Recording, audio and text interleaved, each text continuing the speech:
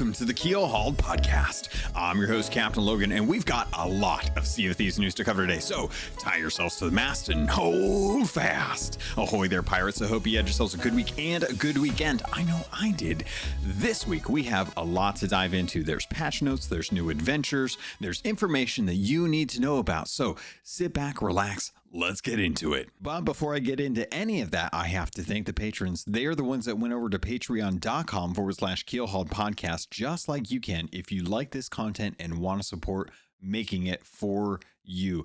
I'm the one that produces, I record everything, the software and everything has costs, and all of that is all taken care of by the patrons. So thank you to People's Republic, L Cute, Balls, Bam Bam Bagel, Captain Haskell, Captain Hayes, Chateau Neuf, Zombie Killer, Cloud, Cosmic Johnson, Static Mirror, Davram TV, El Jefe Esteban, Fergatron, Jabaro 5, Carl Embo, Kazia the Rogue, Lumpy SRQ, Dub Dub Goose, Evil Morpheus, Xbox Mike 29, Murphy Lives, Mutinous Max, Raja the Brave, Regis Stella, Replicated Flame, Rust Belt Kid, Norwegian, Skamelt666, who has been supporting over on Twitch as well. Thank you for the 9 months. I appreciate it, and I do remember that.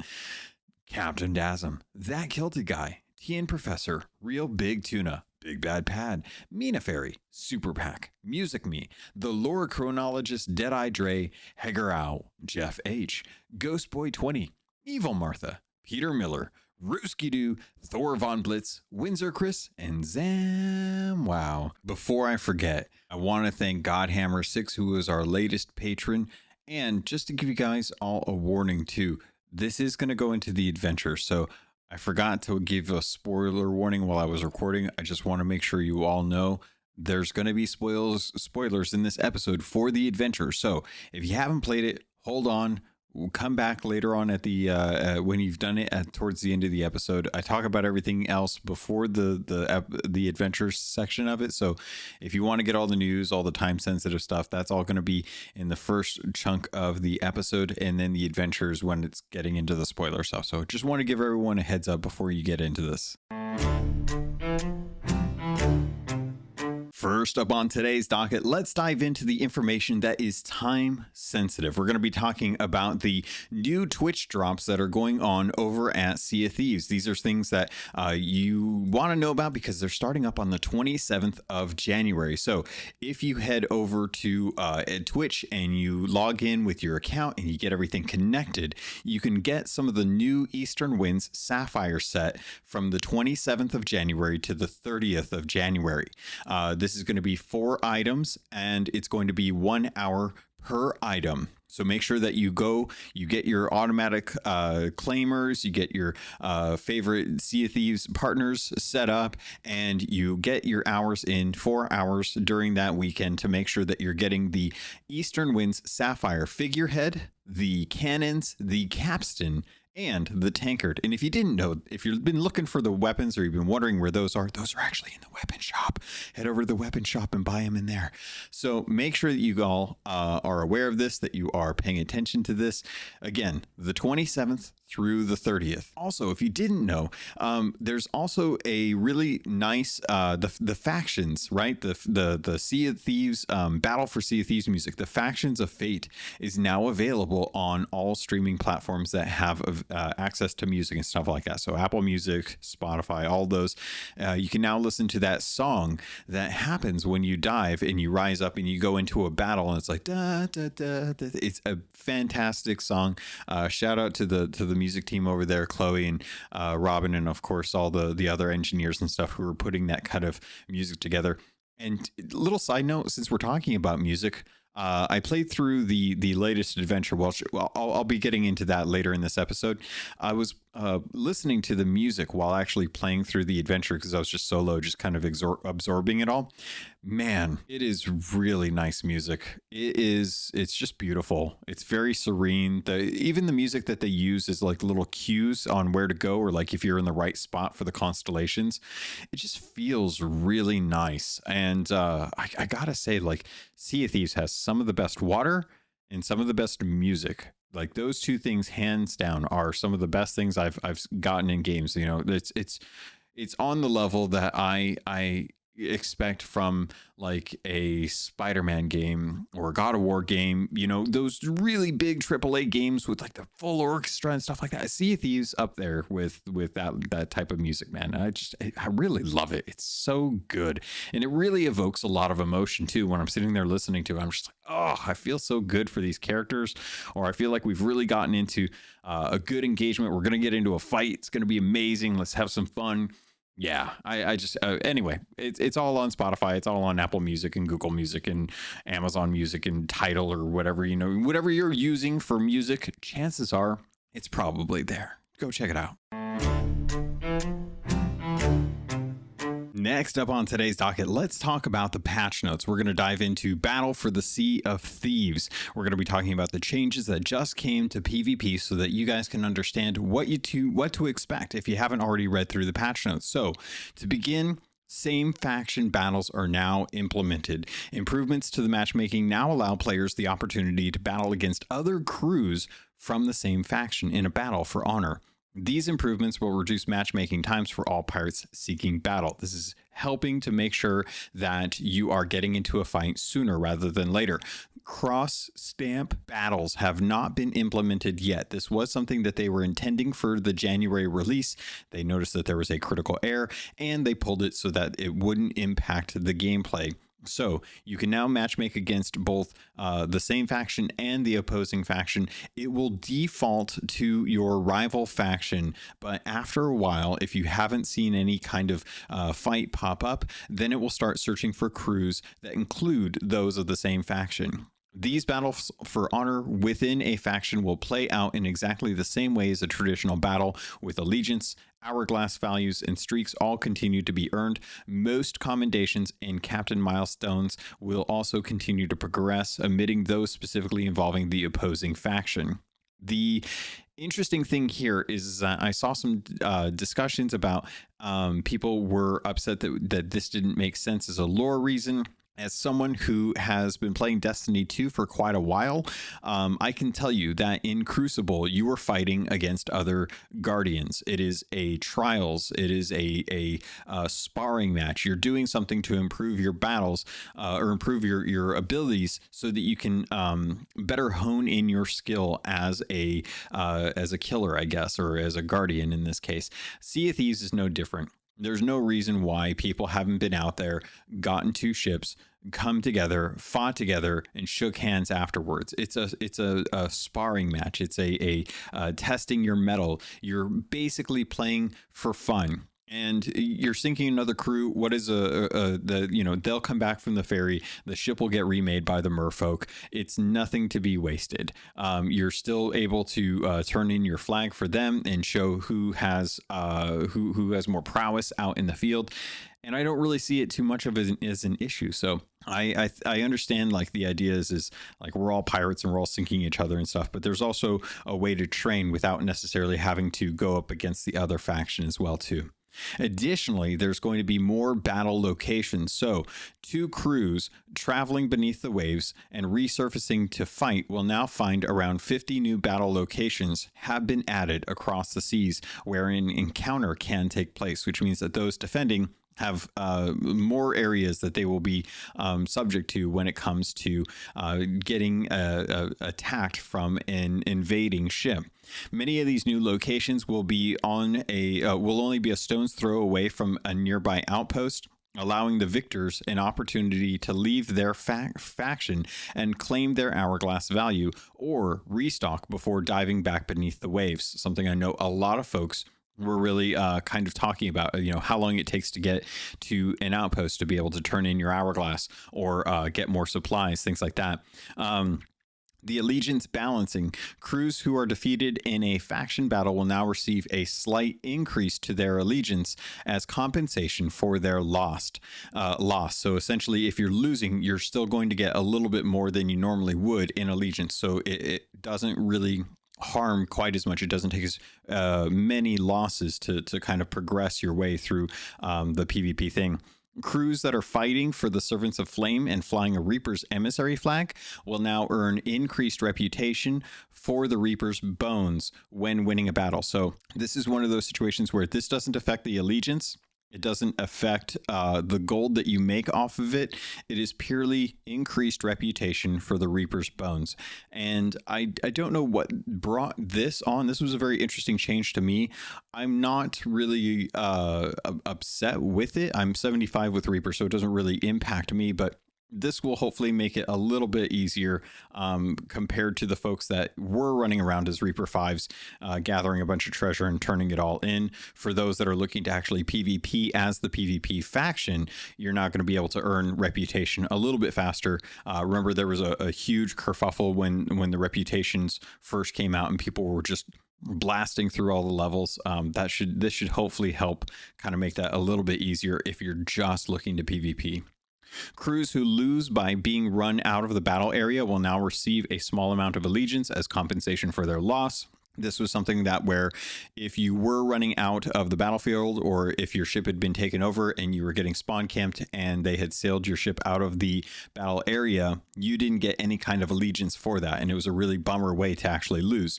Now that's being taken into consideration. So even if you get run out of battle, either by choice or on purpose, I guess, you will now get some sort of compensation. In rare circumstances, crews may actually find that they're not moved away from a server after sinking while in a faction. In this scenario, crews will no longer receive allegiance for repeatedly sinking the same ship in a server, preventing opportunities for crews to progress faster than intended.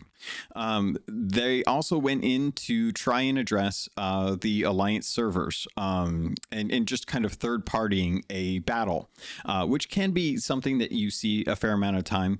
There's been improvements that have been made to the matchmaking rules to reduce the chances of crews encountering a battle with multiple opposing ships. Crews who discover 2 faction ships in a battle will no longer be awarded with allegiance, streak increase, or hourglass value for joining the fight and sinking the faction ships, as they are not part of the battle. They're really trying to make sure that Alliance servers can't just body people by having a full server on in an area and then have one person activate the hourglass, defend, wait for an invade, and then swarm them. And I love that. I think it's great because it's an unfair advantage that the defender has.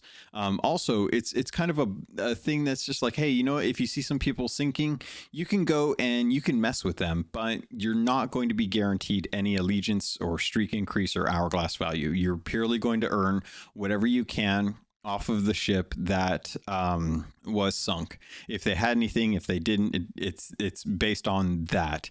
So it would actually probably behoove you, I guess, to try and sink the one that's actually defending, and then try and sink the one that was invading first, so that way you can get the loot. But it's going to be hard to see because it's not going to give you any kind of benefits to the battle for Sea of Thieves the way it used to. And they're really just trying to crack down on the Alliance servers. They understand that that's a pain point for a lot of folks who feel it's unfair that they dive, they emerge, and when they emerge, they're surrounded by a bunch of other ships. And that's not what they signed up for. They signed up for a 1v1. And it's weird because it's Sea of Thieves, right? Like anything's possible.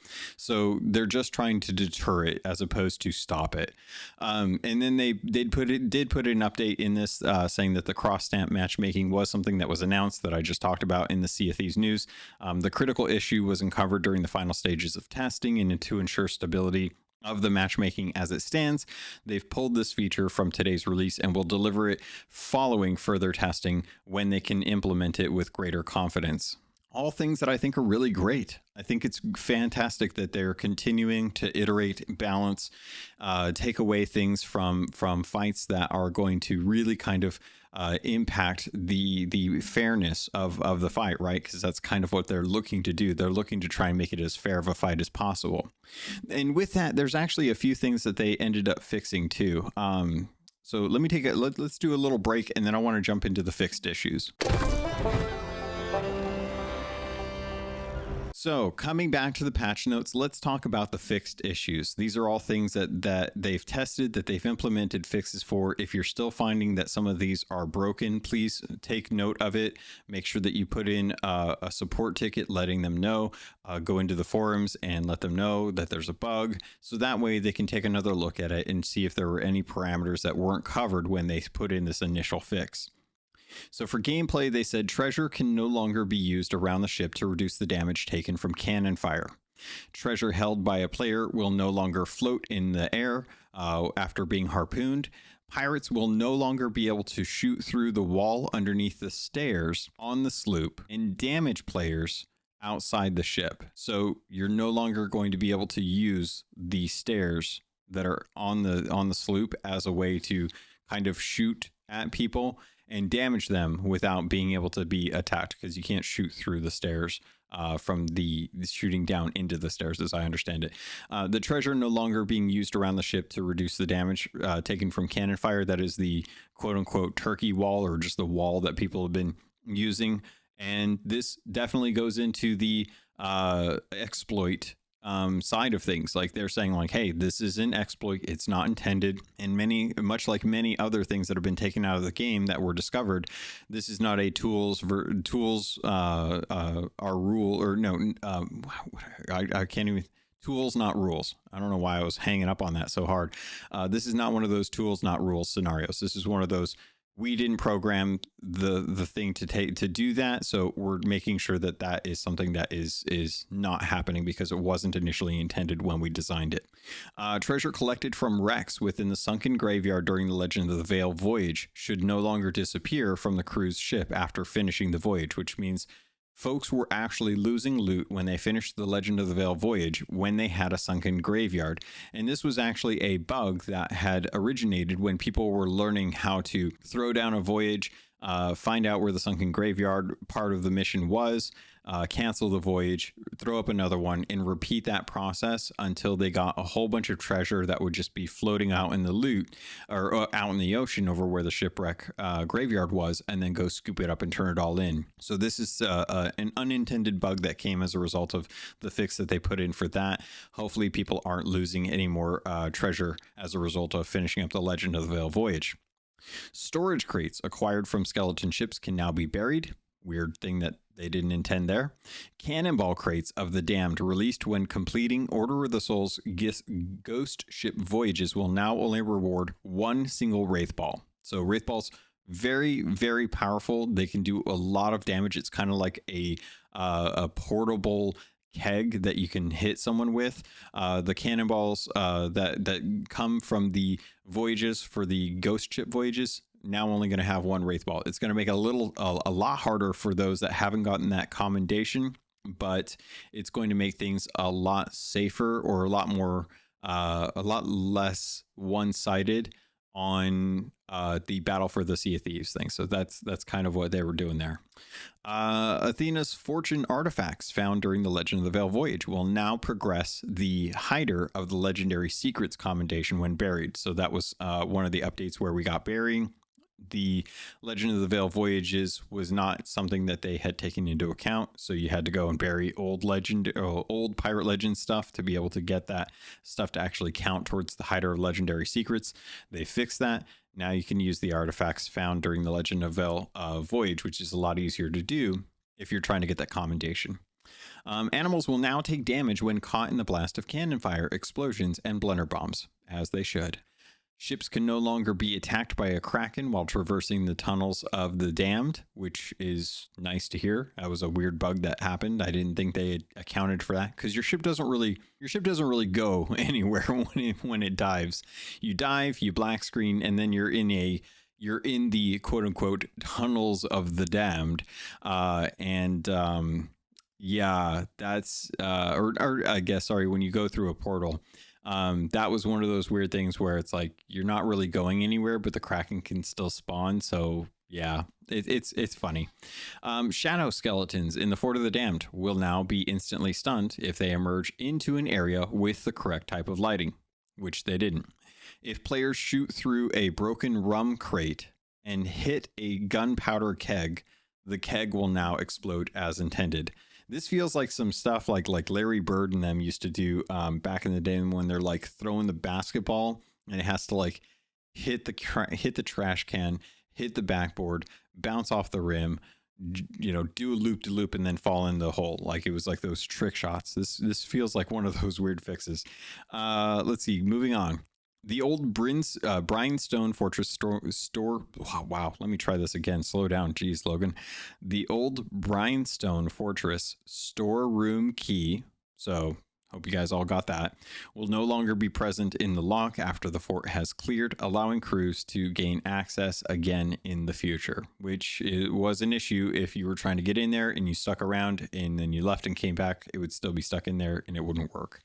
Trying to think if there's anything else. Let's dive into the Battle for the Sea of Thieves notes on this, because these were fixes that came in as well. Ships that become beached and subsequently destroyed during a battle will now cause that crew to lose the encounter. That's really weird. I've never seen anyone beach a ship during the Battle for Sea of Thieves. Crews should no longer experience the rare scenario where they surface for battle only to find another battle already taking place. That's kind of funny. The Ghost Lord commendation is now unlocked when meeting the requirements needed. There's been a bunch of changes to all of the different commendations. So there's been things where like one has been removed and the rewards for that have now been put on other commendations.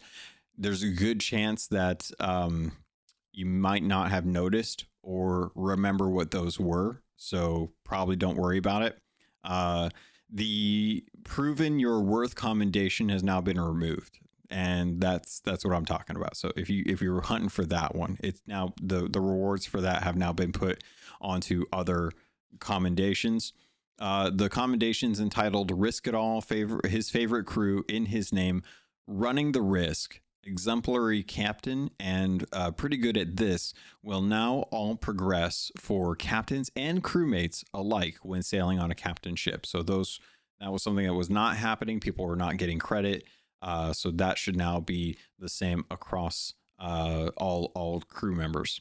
If a cruise ship is lost due to becoming beached on land, the ship will now retain its faction status, which is kind of nice. Quickly rotating the Hourglass of Fate and joining a faction should now consistently display the correct faction alignment. I don't know why folks were doing that. It's a weird bug. It was fixed. Crew members leaving during the Blessing of Athena, Fortune, or Ritual of the Flame cutscenes should no longer cause the cutscene to end, which is nice because that's, it's something that people want to watch. Though from what I understand, you can actually like redo it. So I don't think that was too big an issue. It was just a weird bug. Let's see here. There was a bunch of changes to the Pirate Emporium Soaring Oracle wheel stuff that should now actually be a lot nicer. It's just weird cosmetic things or not being able to do stuff with it. Captains of Adventure. Let's talk about that. Captains ships with a larger number of captain voyages in the bookcase should no longer experience issues when purchasing ship supplies. So if you had problems buying ship supplies and you're wondering why, sounds like it was due to the number of voyages in the bookcase. Completing a commission of the Ancient Veil now updates the milestone for a veteran voyager. Players can now flip through the pages of the ruined logbook. After the ship is sinking, the captain's logbook interaction prompts now disappears. When a crew member picks up their own logbook from a wreck, their Gamertag icon will now show that treasure is being carried. Captains changing a ship banner should now see the new banner after leaving the ship customization chest. There was also a bunch of stuff that was done as far as like the environment, as well as user interface, visual and audio stuff. Pirates will no longer appear tiny if they emerge from a rowboat cannon when returning to the ship via mermaid. The ghost curse will now appear consistently when equipped by pirates of all body types. The scooping audio will no longer play when using a bucket on a dry deck or island. And let's see what else. That was pretty much it for most of the actual things. Performance and stability. Improvements have been made to reduce scenarios where players can experience extended black screen loading times when using a mermaid or returning from the Ferry of the Damned. That is something I experienced. Not really fun. I did not enjoy listening for 2 minutes while waiting to find out if my crew is actually going to survive a fight. Reduced instances where players are being disconnected from their session while traveling through the underwater tunnels. Ubi Beard Air. I'm not sure how to say that. Ubi Bear, or I'm not even going to try anymore. Stupid name. Error message should no longer appear after rapidly changing tabs within the crew selection screen when setting up a session. If you're doing that and you're getting that beard error, stop. What are you doing? Improves server stability to decrease the chances of players becoming disconnected from their session. Yay! Improved client stability when interacting with the captain's logbook while playing on Xbox One. If you're out there and you're still playing on Xbox One, I want to talk to you. I want to know what that life is like. As always, the known issues, the ones that are always going to be around while they continue to work on that. Reduced server performance and ranged and melee weapon hit detection. I don't think anything's new there. All in all, I would say that this is a pretty darn good update. They went and addressed a bunch of stuff. They've worked hard to try and fix a lot of the issues that were going on with the Battle of Sea of Thieves, things that were coming up, that people were coming up with things they can do to try and change their chances of winning, getting like the wraith balls, or using the crates to block shots.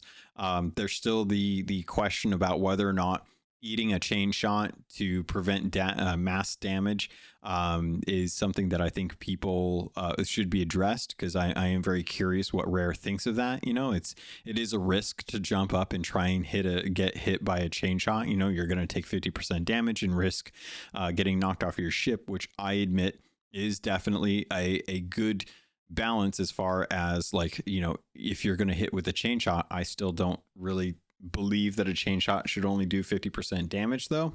If they took the knockback off and just made it a one ball like a normal cannon, I think that would probably be fine for me. But I don't know. Chain shots are powerful as is. It's just one of those things where they're going to have to decide on that one, and that's their call.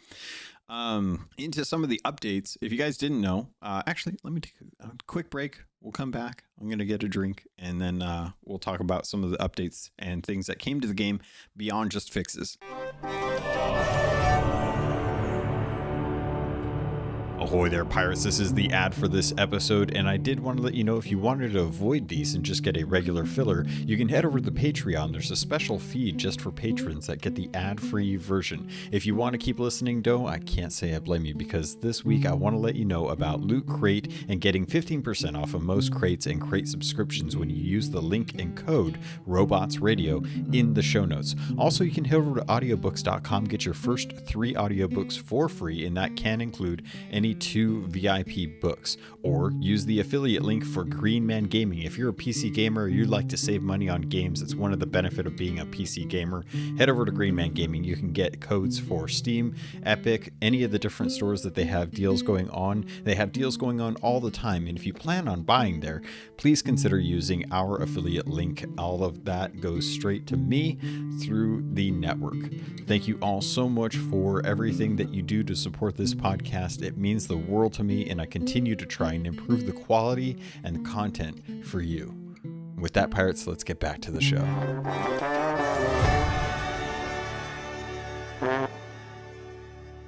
All right, let's talk about some of the things that came to the game and some updates. If you guys are fans of the Barnacle set, maybe you didn't get it right away, you've been holding on to it, you've only got one set that you can buy right now that if you didn't get the original Barnacle set, will kind of give you the same look, just with a different coloring style. The Bristling Barnacle cosmetics are now an additional Barnacle set that you can pick up now. Show off your love for the sea with the new Bristling Barnacle clothing pieces, ship set, weapons, and equipment. All can be purchased for gold from the appropriate shopkeepers. You can also pick up the Whaling Barnacle hairstyles. New hairstyles for this old favorite set are now available for purchase for gold from the Outpost clothing shops. One of the updates that came in that is really beautiful, I love it. Storage crates have been reduced in price and can now be purchased from the Merchant Alliance for 5,000 gold instead of the original 17,500 gold. That is a huge, huge discount. I think they realized that many people were buying them, and it was a something that a lot of folks wanted to be able to get, but maybe their gold just wasn't good enough. Maybe that they've been buying a bunch of stuff, and Sea of Thieves has kind of had a nice equilibrium with the gold balance and the renewable supplies and stuff, thanks to the Battle of Sea of Thieves. So we'll see. I'm kind of interested to see like if this was a positive change for the economy of Sea of Thieves, or if it's just one of those things where it's like, just wanted to be nice. You never know. There was some new stuff that came to the Emporium. There was all of this labyrinth stuff. There's a labyrinth looter costume, which I just picked up because it's fantastic looking. There are now ore-inspired emotes bundles that are great. There's a pocket pebble, which if that doesn't make sense, it's a pet rock. You can now have a rock with a smiley face as an emote. And there is a free quote-unquote come on emote to kind of beckon pirates over that is now free. So make sure you guys are going in to the Pirate Emporium. You're getting your free emote. Additionally, the time limited Lunar Festival pet outfits are now available again for a limited time. They're back on sale. So if you wanted to celebrate the Year of the Rabbit, you can do so in style with the time limited Lunar Festival pet outfits. We don't have bunnies in Sea of Thieves. Maybe that's next on the list. Instead of owls, let's get bunnies. And also, if you're looking to pick up the Labyrinth stuff, you can do so by picking up the Amazing Adventurer bundle. This is available through the Microsoft Store or the Steam store as well. If you pick it up, you're also going to get the weapon bundle and the drum, as well as 550 ancient coins and the 25,000 gold. It's typically about $15 American. If you got Game Pass, it's usually around that price. You get the discount with it. So keep an eye out for that if you're looking to pick that up. I think I just picked up the costume alone because I don't necessarily need everything else, but I don't know. I'm still debating on that because I usually get gold, or not gold. I usually get ancient coins from the Microsoft rewards when they give you the $10 every month. So that's usually what I do. And I think that's it as far as stuff that's going on with the update. Let's get into PvP. Right now, if you don't know and you're playing on PC or Xbox, I wouldn't blame you. If you're playing on Xbox only servers with a controller, then this may have passed your purview and it may not even pertain to you pirates. But if you're playing on PC, then pirates probably have run into this, and that's cheating. There has been a lot of tweets and Reddit clips of people using hacks. Not even just like, doing something that's an exploit, but just straight up using a cheat software to be able to load yourself onto another crew's ladder and then get aboard with auto aim. They can instantly repair a ship mast, so it doesn't matter, and they can teleport themselves or kill themselves instantly if they need to. And it's a real bummer because what's going on right now is that they're essentially going into battle, they're cheating, and if they lose or they get banned, they just kill their account and then create a new one. And then just, get a trial for Game Pass and they're back on. And it's kind of annoying. Rare has a no tolerance policy for cheaters. They will IP ban you from being able to play the game. That means you can, get around it by using a VPN, and you'll have to get, they'll probably have to do another round of bans and stuff like that. But a lot of people have been bringing up something, and I think it's worth talking about here, and that is BattlEye, or some sort of anti-cheat system. I'm surprised that we don't have this. I see this in Destiny. Every time I go to boot up Destiny, I have the Windows version just because I don't use Steam that much, and I can have the credit transfer between my Microsoft account. So I usually go Windows for a lot of my PC purchases. Right now, every time I launch Destiny 2, it has to install or authenticate BattlEye, which is an anti-cheat software. There's a few out there that can be used and stuff like that. And the question comes in, why doesn't Rare implement something like this? And it's tough to ask because it's something that I think would help out a lot. I think it would help make sure that PC players feel like they're getting a fair engagement and that people aren't hacking the code. This kind of falls in line with people that were changing the actual like FOV on the Steam client to be able to get a wider view on their screen, so they could actually, you know, be able to see people coming around the corner, or, you know, what have you.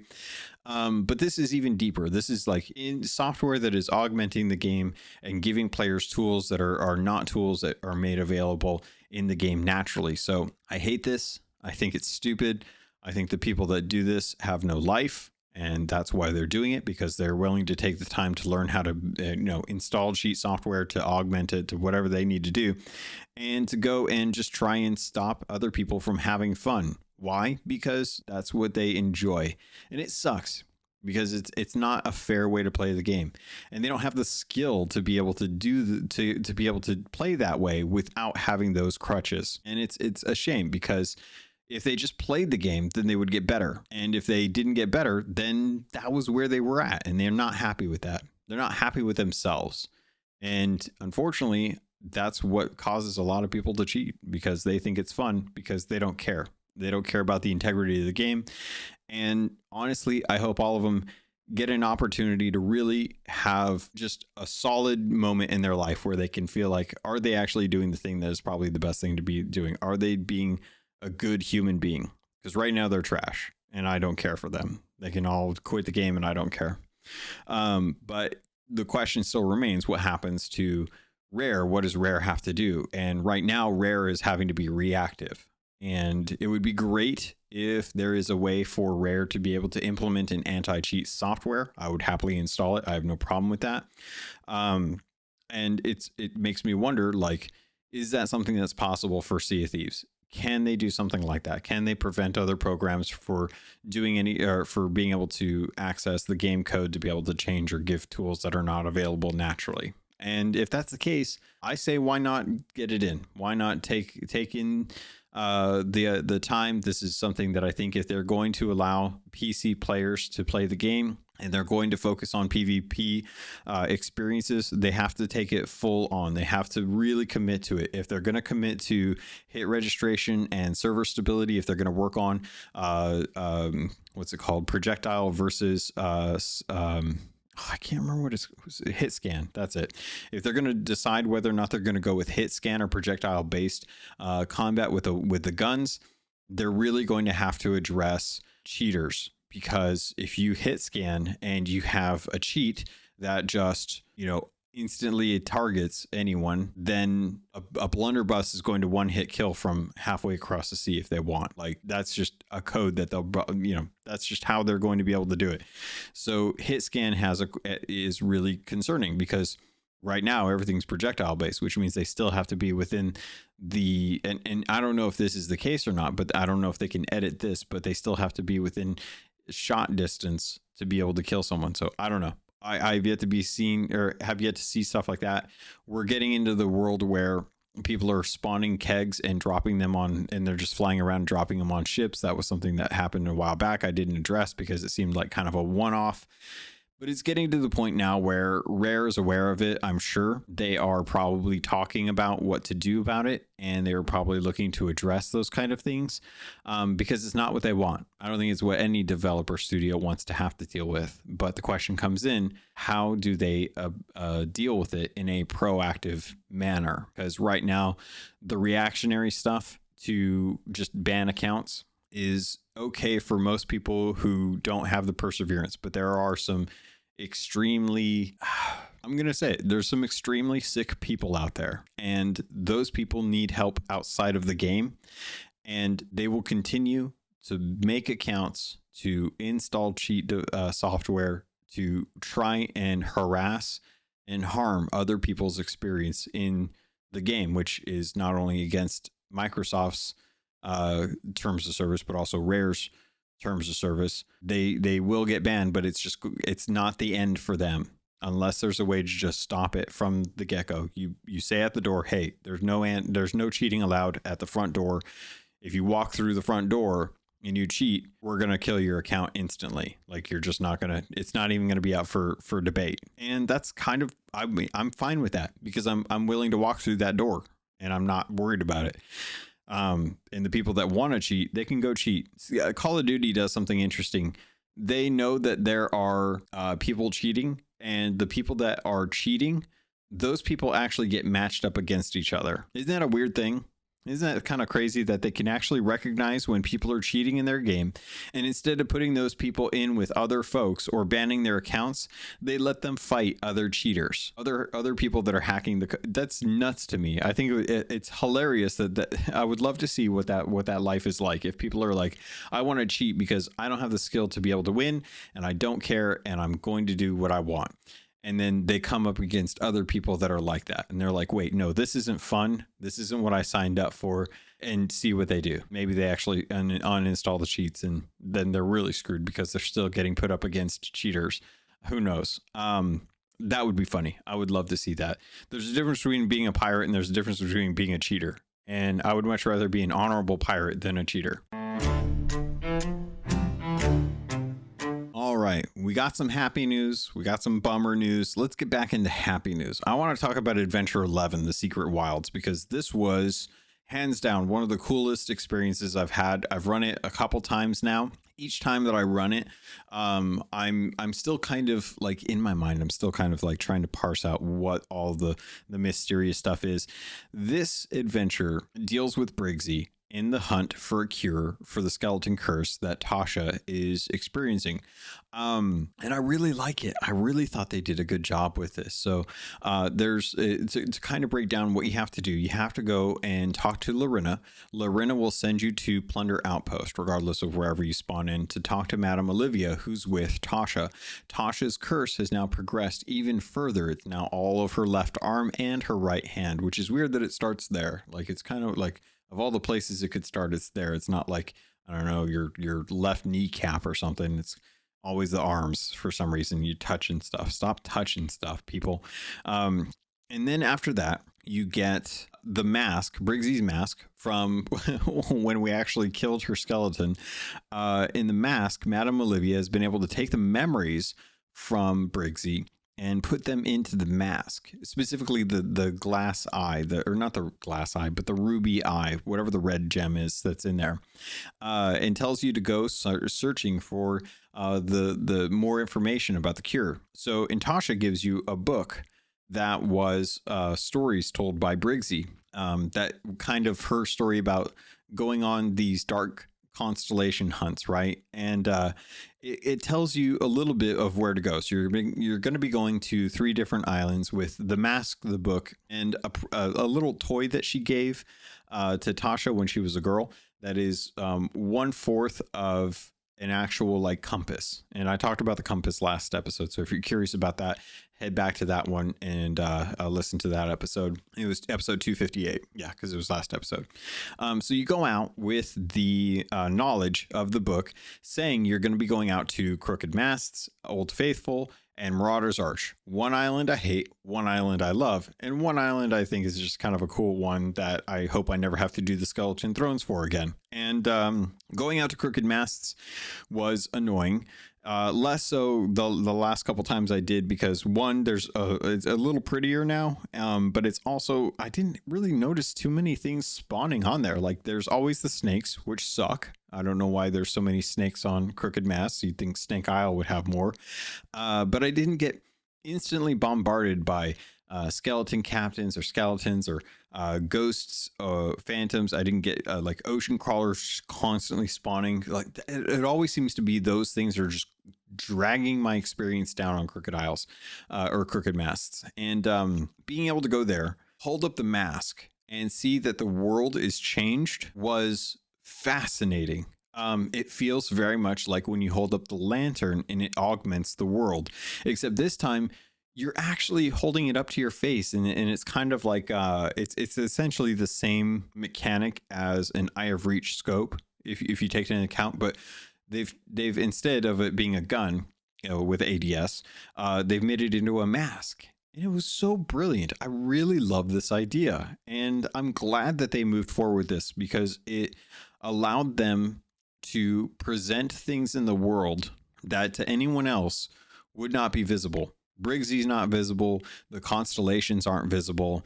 Everything around you is hued in a red and a little bit foggy. And I just really love that mechanic. That's a very smart mechanic. It's a way to kind of see through the lens, see through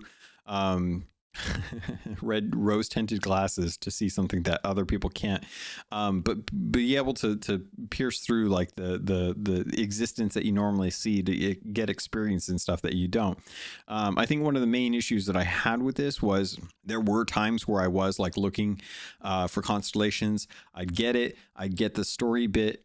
Briggsy would show up as the memory, and then phantoms would spawn, skeletons would spawn, ocean crawlers would spawn. And instead of me staring there looking at the constellation and enjoying it and listening to the story to get information, I was having to kill off stuff and get distracted. And that's a little tough. I don't know what it's like with other crew members, like how that is, if everyone's kind of quiet, sitting down, like listening to the story, or if they're kind of like talking over it or anything like that, or if they're not even in the same area to be able to actually be present for that. Like, I don't know what that's like. So that experience is a little outside of what I can speak to, but I loved the different constellations. There's 9 total, which I thought was really interesting. There's 3 for each one. There's two keys that you have to dig up. And the way they did this was really kind of unique. You get the storybook from Tasha. She drew pictures and stuff, and there's 3 islands that are each one island, and you have to look for the constellation. And where you move is going to decide where the actual constellation lines up. And you have to find the right spot so that you can see the little stars line up into the shape that they are drawn in the book. And when you do, it triggers the story event, and the memory of Briggsy appears and starts to tell you about the constellation. And then when you're done, you dig where you're sitting or where you're standing, and you get the key. And you get 2 keys per island and then a chest. So there's 2 constellations that you have to find. And they've done a very nice job of creating a music or like a type of music that is in the area where you need to stand for the constellation. So if you're not sure how to figure it out, run around the island until you start hearing music. And when it gets at its apex, when it's the most or when it's the loudest, that's where you can kind of look up with the mask and see like, okay, well, I can kind of work out the shape of this. Yeah, I can definitely see the bat now. Yeah, I can totally see the panther. Yeah, it's a spider for sure. And I like that. They've given you 2 different ways to kind of discern the area. One is visual with the constellation, and the second is audio with the music. And it's always a nice way to kind of reinforce that you're doing the right thing, right? So once you get 2 of the constellations, you'll get 2 keys out of that. It's a chalice and a crown. And then once you get that, you use the mask, and the whole world spins. Well, I don't know if the world spins or the sky spins, but the stars move, and they move very fast. And it reminds me of that scene from the Moon Knight. The show Moon Knight had something like this, where the god was like moving the sun, or was changing time, and the stars were rapidly spinning around the earth, and everyone was freaking out. But it was a way that they could see like what the constellations were like at a specific time.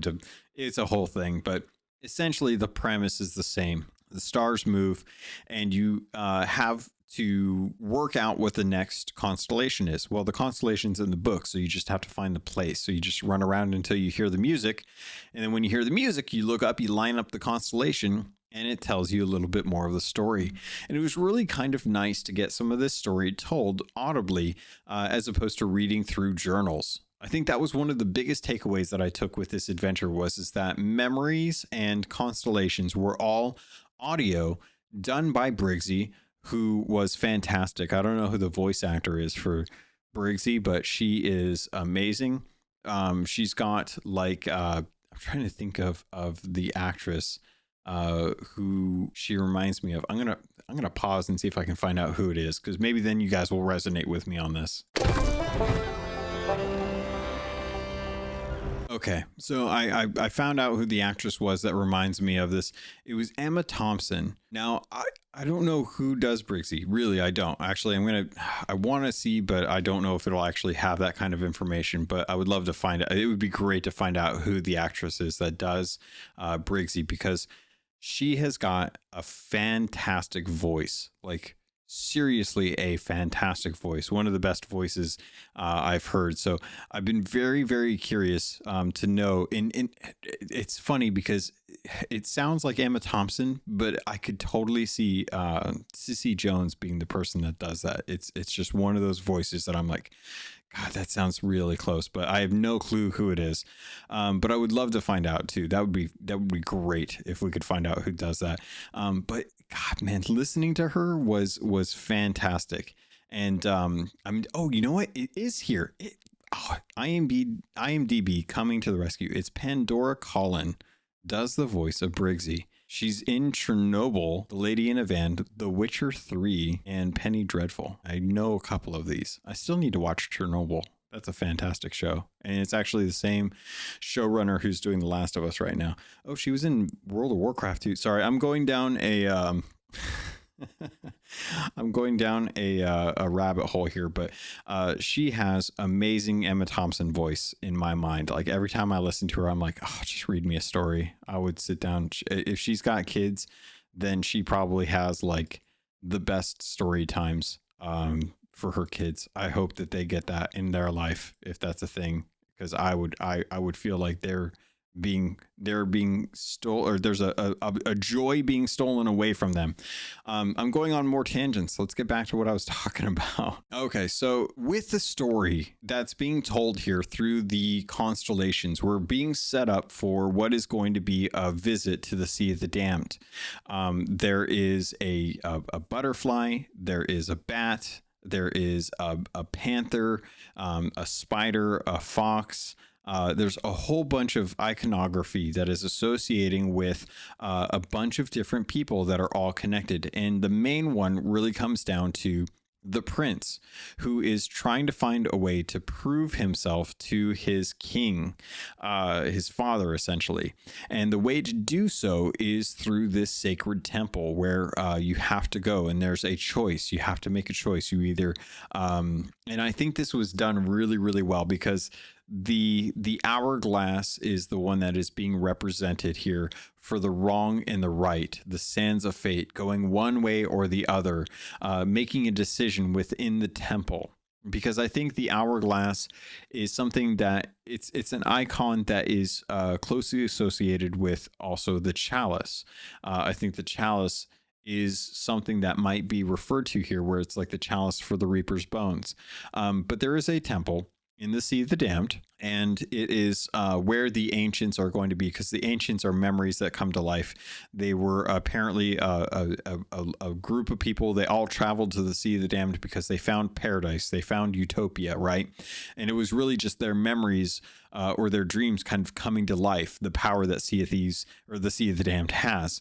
And that's where all the ancients had gone. So this temple is somewhere in the Sea of the Damned, and I can't wait to find out like what this temple looks like, if we're going to actually go there, because the cure for this curse, the skeleton curse purely, is in the temple. And that's something that we find out because using Briggsy's mask in the different areas, the 3 different islands in the wilds, you may notice that some of the areas are, and I noticed this specifically on Crooked Masts. When I went into one of the areas where I went to go dig up the chest on that area, when I got there, before I did anything with the mask, I heard Briggsy, the memory of Briggsy, have a sharp intake of air. And I thought that was really weird. I wasn't really sure like what was going on. It didn't explain anything, right? Until you get to the very end. And this is spoilers. So if you haven't done it, stop now, come back later, because I'm going to dive into the spoilers of the lore here, right? And I kind of already have, so I apologize for that. And I might actually add something after I might add something in the beginning of the show to kind of give you an idea that there's spoilers. So I apologize if you're hearing this after the fact, because you already know. The really interesting thing here is that the Sea of the Damned has the power to make memories real. And what's happened is the Briggsy's memories have brought back parts of the islands in the wilds from their dead state when she remembered them when they were in their live state. And it's really, really kind of crazy to think that memories or items that have strong memories that are tied to the Sea of the Damned can then be areas that change parts of the world based on the power of the Sea of the Damned. And the way that was happening tied to the first adventure, where the Dark Brethren, who have been traversing between the Sea of the Damned and the Sea of Thieves, were hunting for the cure for the skeleton curse. So because they were coming from the Sea of the Damned to the Sea of Thieves, they were how the memories of the books that were left over by Briggsy, who was on the hunt for the skeleton curse, caused the areas in the wilds to come back to life. Really interesting stuff. And I love that. I love that it's because of the Dark Brethren court that areas of the wild are actually coming back to life now. And as you kind of progress through this story, you start to learn more and more about this temple, the choice that the prince had to make, the king that had to be that was in charge, that he was trying to prove himself for, the spider who was deceiving the king, from what I can tell. Who was close to the king and, spreading lies and deception. And then the high priestess that kind of helps after the temple, like whatever that ritual is, and then kind of how that is going to apply to the prince. And it's all tied to the ancients. Originally, I thought this was all like an analogy for Flameheart Jr., obviously trying to prove himself to his father. You've got Spider being the warsmith, kind of talking to the king, being deceptive to the king, and then it talked about the sacred temple with the choice that you have to make, and that being the Reaper's lair with the tree down there. And then we got to the fox and the vixen and the high priestess after the temple, and then the waterfall with the barrier to the Sea of Thieves. And I was like, oh man, this isn't about Flameheart or Flameheart Jr. It's really about the ancients and the story that was going on with them. So now I really want to know what's going on with that story. And I think they really need to bring this forward. They really have to spell it out for folks so that they understand what's going on. This adventure did a great job of giving you clues about what is going on in the story, like what's going on with the ancients, but then Briggsy sits there and actually just explains it. And I really appreciate that, because as a dumb person, I love being just told what's going on for the most part. I love figuring stuff out on my own because then it makes me feel smart. But as a dumb person, 100%, I love the fact that Briggsy just came out and said, the temple is in the Sea of the Damned, but where? And that's when the Dark Brethren court come into play. And this is definitely spoilers. So if you haven't stopped now and you haven't played it, I can't help you. You should have stopped a while back. But we're moving forward, because at the very end, we get a fantastic situation where the Dark Brethren court use the staff. They open a portal from the Sea of the Damned, and someone who is titled as the Warsmith but doesn't sound like the Warsmith starts talking to the recently renewed ghost of Briggsy. And Briggsy, no longer a memory, because we were dragging the mask to and from the different areas in the Sea of Thieves in the wilds where there was life again, has been imbued by the power of the Sea of the Damned, which was nicely laid out by the Dark Brethren, Warsmith. And now Briggsy has an opportunity to play a part in the story. The Dark Brethren court come in, and this person titled Warsmith, who doesn't sound like the Warsmith, it sounds like a quote unquote croaky version of the Warsmith, explains that the curse was their doing, and that if they want to save Tasha, they can use a golden dragon egg or dragon ball that was given to them to be able to stop or slow the actual curse from consuming Tasha. In exchange, Briggsy must now help hunt for the cure for the skeleton curse in the temple in the Sea of the Damned. And it was a really amazing moment for me to actually be like, oh my God, Briggsy's back. This is fantastic. And then immediately have to watch her go off with the Dark Brethren court and know that they are in control of the situation right now. They've been playing their hand perfectly. They got Tasha cursed. They've been waiting for us to find a way to get Briggsy to help uncover how to find a cure for the skeleton curse, the thing that the Dark Brethren want, because if they have the cure for the skeleton curse, they have one of the most powerful things that is available. Now, Flameheart, in my mind, is not someone who wants to become a human. I think that them losing their humanity was ensuring that they would be in the Sea of Thieves in control forever. But I'm very curious to see, of all the different skeletons out there, if any of them would choose to become human again, like Briggsy wanted. So I'm very curious to see, like, who's going to buy into this apple if the Dark Brethren Court offer it up. And if the Dark Brethren Court offer it up, what's going to be the price for that? Is it allegiance? Is it power? Is it artifacts? Is it war? What are the Dark Brethren seeking in exchange for this curse that they are going to have in their hands, right? So all of this kind of comes together. She leaves with the Dark Brethren Court. You're left with a couple pages from the book that Briggsy had that she didn't want the Dark Brethren to have. And those pages are very interesting because they really do tell a story about what to expect in the temple, like what to expect with the actual temple. And I was really happy to kind of see like how that was all kind of working out, like how they were going to actually tie this together, because it's the breadcrumb trail for the next portion of the actual game. So I'm looking forward to kind of seeing like how that actually works out, because it's a temple, it's underwater, there's going to be skeletons, it's a lot of danger, and that's kind of the next step forward as we're moving through into Adventure 12, which is going to be called a Dark Deception. And it has the Pirate Lord kind of front and center, and he looks very ponderous. It's very interesting to kind of see how that's going to go. And I'm you know, you go back, you take the Golden Curse Cannonball to Madame Olivia. She understands that it will help Tasha, but they're on a time limit, and they're just hoping that Briggsy will be able to find the cure for the skeleton curse, and that the Dark Brethren Court will help save Tasha, which I don't see them wanting to do at all, but we'll have to see. We'll have to kind of see how that goes. But outside of just the constellations, outside of just going and getting the keys, getting the chests, getting the pieces for the compass, you also have a few opportunities to go with the mask to explore around the world and see different memories from Briggsy. And Briggsy actually kind of recounts the tales of different parts of her life. One of them is with Tasha at the Unicorn Tavern. One of them is with Suds and finding someone who's very close to her, because she loves constellations and so does he. And while she loves to tell a good story about him, he's far more accurate about that kind of stuff.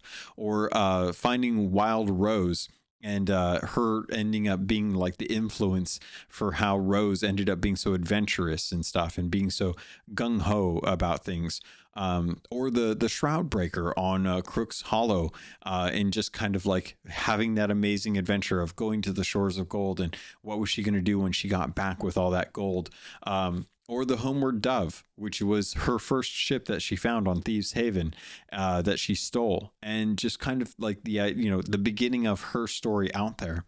And it was really nice to have these being told to you. It wasn't something that was a journal that you had to find. And that was kind of what I was expecting when I first got into this adventure. I was thinking, okay, more journals, gotta find them. And I ran around trying to find them when I first got into doing the first playthrough of the adventure. And it wasn't until I got about halfway through the adventure where I was like, okay, I haven't seen any books at all. And usually they've been better about putting them like front and center so that people actually kind of stumble upon them naturally.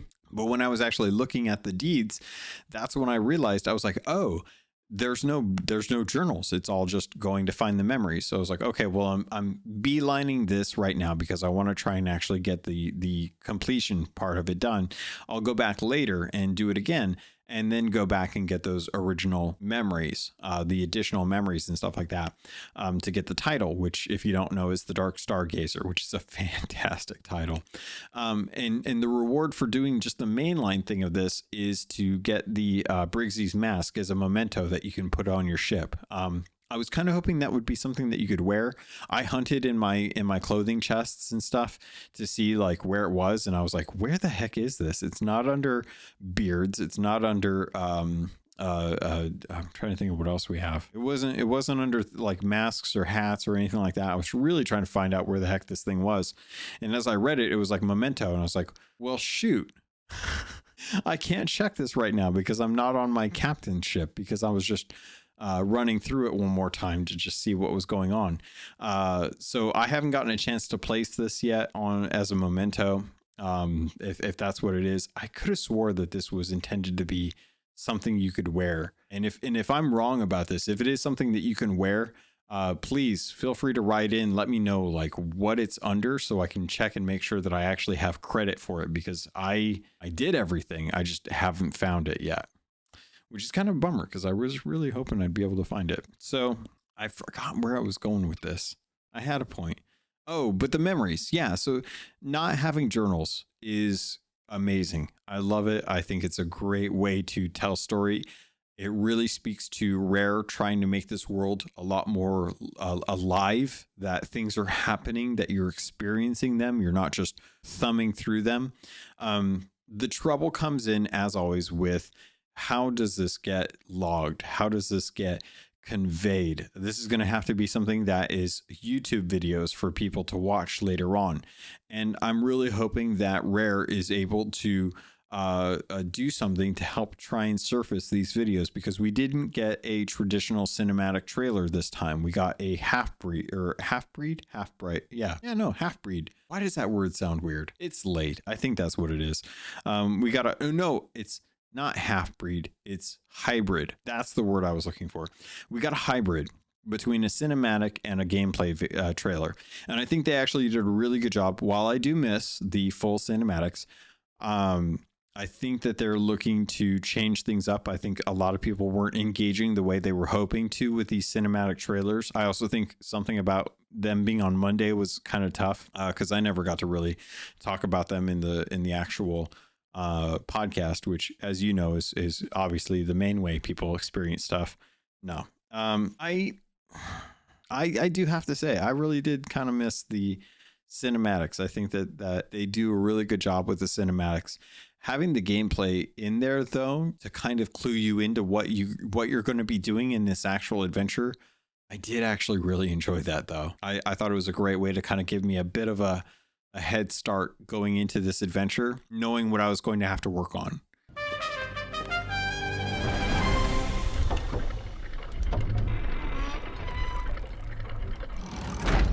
And I think at the end of the day, that's kind of the goal, right? Like at the end of the day, they want people to know that their story, they want people to know that the story is tied to stuff that you do in game, and they want people to engage with it. So from what I've learned, from here on out, they're going to have these kind of hybrid cinematics with gameplay. The videos are going to launch the same day that the adventure goes live, so that people have a good idea on, you see the trailer, you see the cinematic, you see the video, and you're like, and it's out now. So that's kind of what you can expect. So that way, if there's ever a delay between the 4 days that there are between like when the trailer drops and when the actual adventure goes, then at least people aren't sitting there like, oh, well, the trailer's out and it said it was supposed to be out on this day, but it's not available. What's going on? And then they have to wonder, why isn't the adventure available? So I kind of understand that too.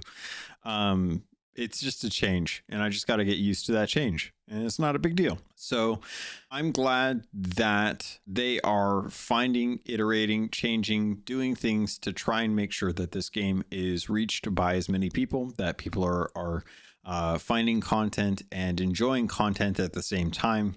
And overall, really, I'm genuinely excited to see what's going to happen with the next adventure.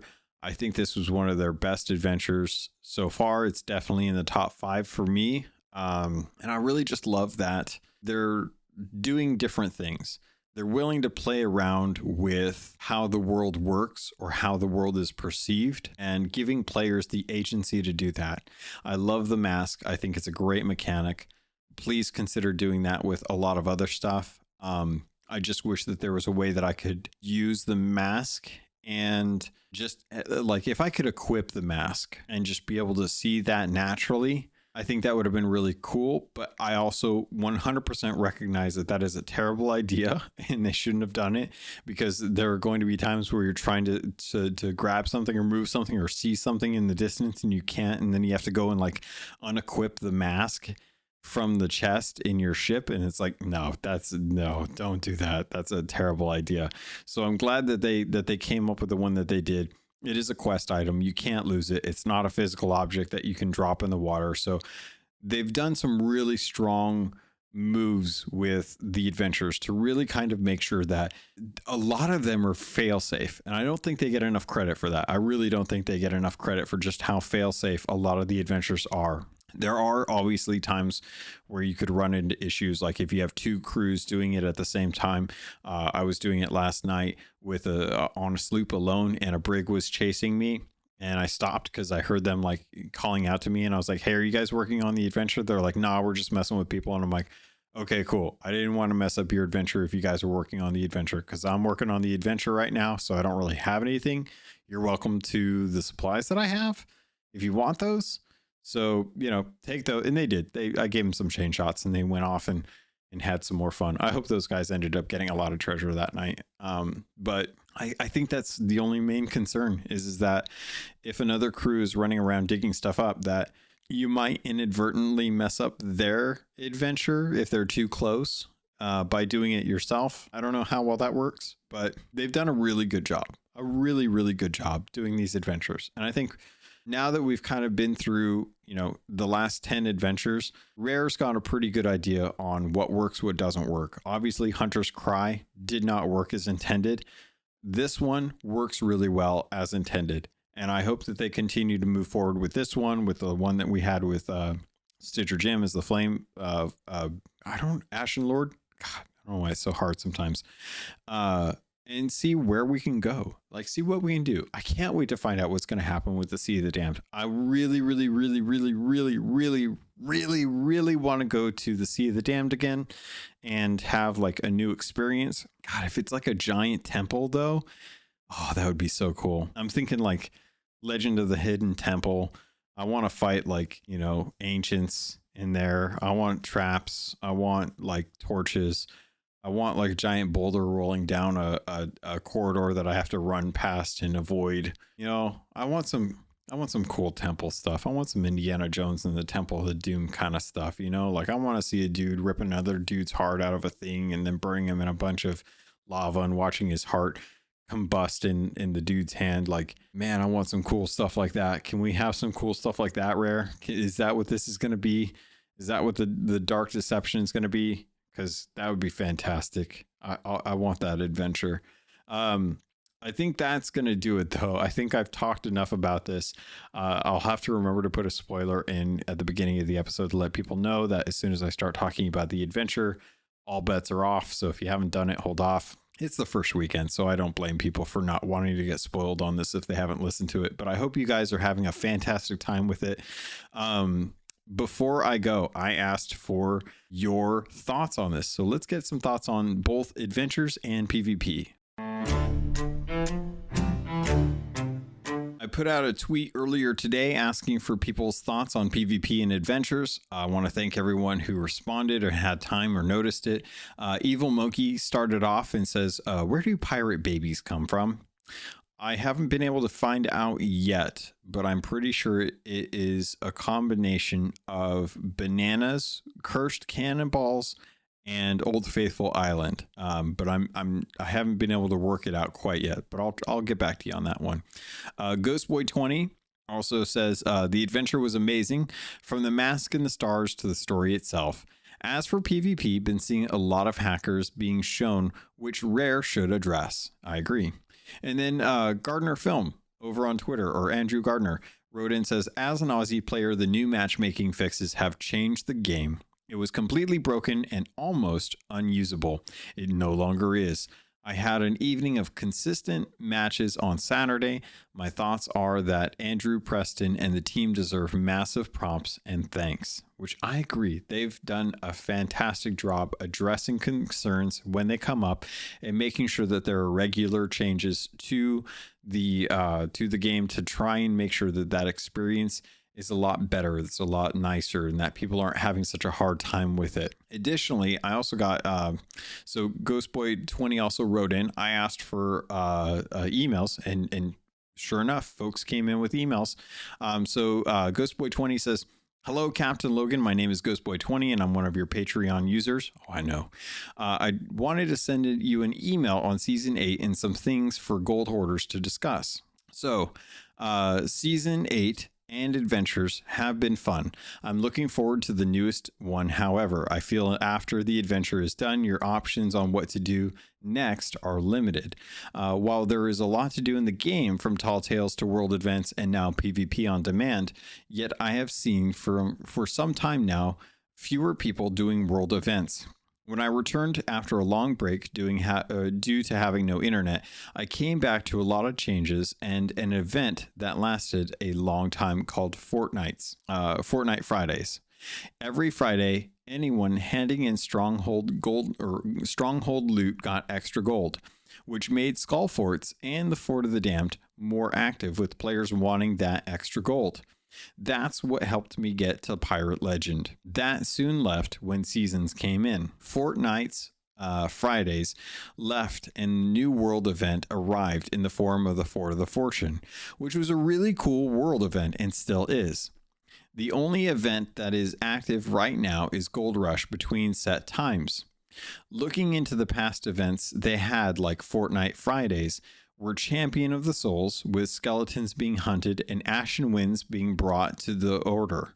Reapers versus the World, which would be a cool event for Athena, calling for weekend events for any Reaper or Athena fighters handing in flags would get extra gold and some rep to the faction of your choice.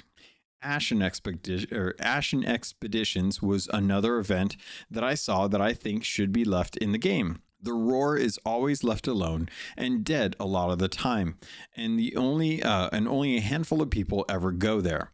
Ashen Expeditions would be a great way to bring people to the Roar, more gold for Ashen items, and you can get a lot in the Roar or an Ashen Winds event. Small events like this for weekend play or even during the week, as Ashen Expeditions were on Tuesdays, I feel these would bring world events, and areas of the map would bring players back to those areas who are wanting extra gold earned and to work on their commendations. I would like to know if I'm the only one that feels this way. I hope everyone has a great weekend and week, or a good week and a good weekend.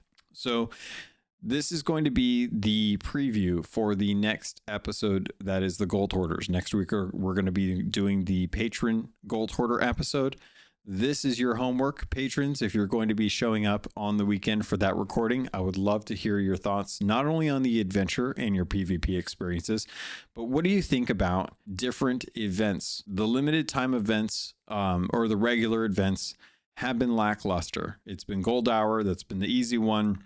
I would love to hear some feedback on this. I'm going to save my thoughts for next week as well, too. So thank you to Ghostboy20 for writing in. If you'd like to do so, you can also do so. Write to CaptainLogun, CaptLogun @gmail.com for the show. I don't know why I didn't do it, but I should have done a Keelhauled podcast @gmail.com thing. I didn't. I did Captain Logan. So that's the email for the show. Send your emails in there. If you want, you can always reach out to me on Twitter @CAPT_LOGUN. My DMs are open if you have conversation pieces that you want to talk about, or if you just want to reply, that works as well too. I'm also in the Discord as well too. So if you head over to the show notes, you'll have a link to the Discord server. You can join up and chat with other people there. The Sherpas are still going on, but they are definitely looking to help people get to Pirate Legend. So if you're not Pirate Legend and you want Pirate Legend status, The Sherpas are there to help you with that. They're also there to help you with anything that you'd like to learn as far as like how to run a ship, best practices for digging up treasure, how to do different voyages. They're there as a source of information and assistance. So feel free to head over there. You'll see a whole category for Sherpas. You can talk to them and set up a voyage or a sail to be able to get more information and learn about Sea of Thieves. And I think that's going to do it, pirates. So if you guys had a good time, thank you. I hope you enjoyed it. I hope you guys are having a fantastic week. I look forward to talking with everyone on the upcoming Patreon podcast that's going on next week at 1 p.m. Pacific Standard Time, 4 p.m. Eastern Standard Time, and 8 p.m. Is it 8 p.m.? I think it's 9 p.m. GMT. I can't remember. But I hope you guys all have a fantastic week.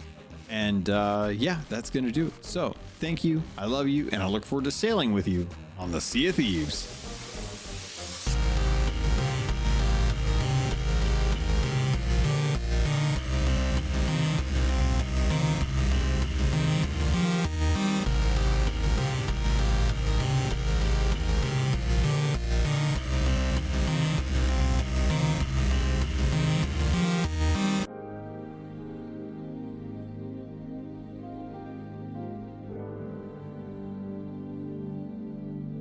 You've been listening to a Robots Radio podcast. Smart shows for interesting people. Check out all the shows at robotsradio.net. Do you like adventure? Yeah. Do you like laughing? Yeah. Would you like to listen to a group of people you don't know play D&D and reference retro pop culture you vaguely remember? Excellent. You're going to love Committee Quest. We play D&D in the world of Amarin. We use adventure modules and supplements made by people in the community. We also have a sweet synthwave backing track. Come and join us on our adventure. Volume 1 has been completed. Volume 2 coming the end of January. You can find us on iTunes, Podbean, or wherever you get your podcasts from. Are you into the cyberpunk tabletop games or excited for Cyberpunk 2077? Are you looking to brush up on the lore, stay up on all the latest news, and talk about the game when it comes out? Check out the Cyberpunk Lorecast, a show from Robots Radio with me, your host, Robots. We'll go over all the details you need to know about the world, characters, and story of Cyberpunk. Available on iTunes, Spotify, Google Play, and anywhere else you get your podcasts.